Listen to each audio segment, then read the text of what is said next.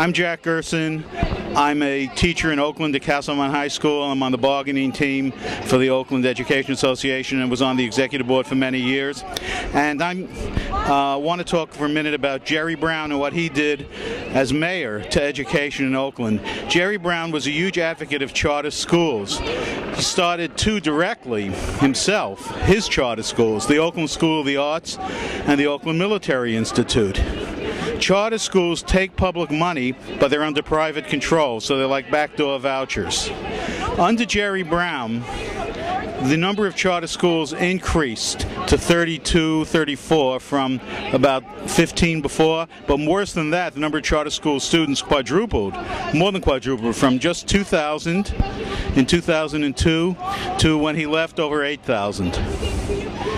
While that was happening, the Oakland Unified School District was under state control. Jerry Brown supported that. In fact, he and State Superintendent of Schools Jack O'Connell asked Los Angeles billionaire Eli Broad to name the first state administrator for Oakland, Randy Ward. In fact, Broad has named them all. Randy Ward, then Kim Statham, and finally Vince Matthews.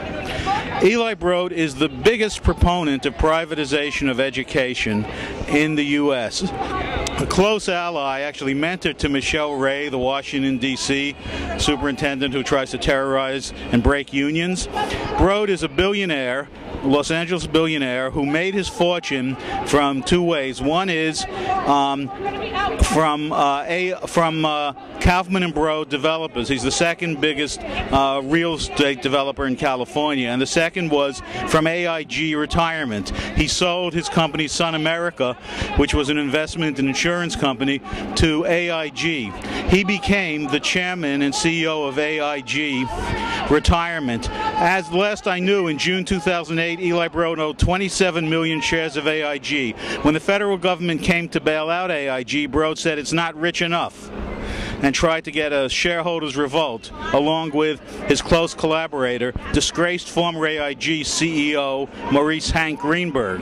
Together, they brought some of the masters of the universe of Wall Street together, Bill Miller from Legg Mason, Shelby Davis, another big mutual fund manager, to try to get a shareholder revolt to say we need more from the federal government in bailing out AIG. But so, for Eli Broad, it's fine for the federal government to come to the rescue of his investments. In fact, he demands it. But when it comes to schools, Eli Broad says we have to be bottom line oriented. Schools are in the red. School districts close them down. So right now, Eli Broad not only runs Oakland, he's brought Robert Bob, the former Oakland City manager and a trainee of his, into Detroit. They're paying Bob $425,000 a year, much of it raised by Eli Broad and from his friends in various philanthropic corporate organizations. They are shutting down a large part of the Detroit schools, trying to break the Detroit Teachers Union. This is the man that Jerry Brown has relied with and allies on, and he's a longtime supporter and bankroller of Jerry Brown. Eli Broad is a Democratic Party rainmaker. So I think it's very important that we be very clear on this and who Jerry Brown is and why we don't want him as governor. And who should people do? What should people do? People ought to vote for the Peace and Freedom Party candidate, Stewart Alexander.